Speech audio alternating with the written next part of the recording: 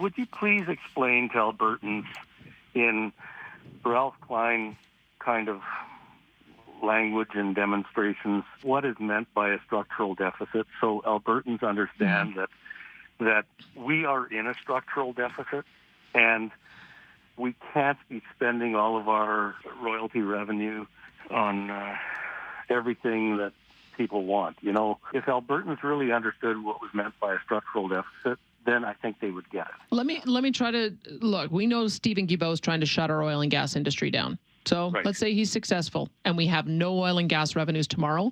It means we're short $14 billion in being able to pay for healthcare and education and roads and everything people care about. That's what a structural deficit is. We've been living off those resource revenues. I just don't think Albertans understand how serious our situation is without oil and gas. Oh, it's correct. And so my final comment and kind of a question would be, would you please consider having the government create its own crown corporation to take over the generation and sale of power and the sale of natural gas to consumers so Albertans don't get gouged and we can get control of what we pay to Ottawa in terms of carbon tax? Thanks for your comment. I know, I mean, we did announce that actually when I put forward our first motion for the Alberta Sovereignty Within a United Canada Act.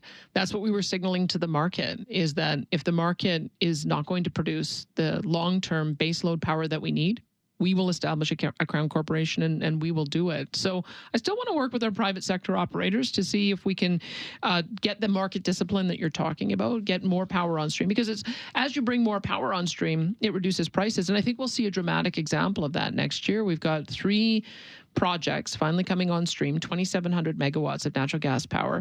And we're looking at it driving the regulated rate option down from 32 cents a kilowatt hour, down below 10 cents a kilowatt hour. That's a measure of how important it is to add baseload power that you can rely on. So you bet we're just not going to tolerate prices spiking up that high again. So I met with my electricity minister this past week.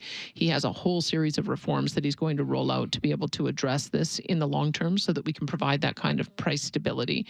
And you're quite right. I mean, as this is a natural gas basin, we are the owners of the resource. We should have the ability to provide price stability, not only for natural gas-fired electricity, but also natural gas for other purposes. So don't be surprised if you see us moving in this direction, that if we've got to de-risk investments because the federal government is creating so much uncertainty, if we've got to exert our ownership because the federal government doesn't acknowledge it, then we will do it through those kind of mechanisms.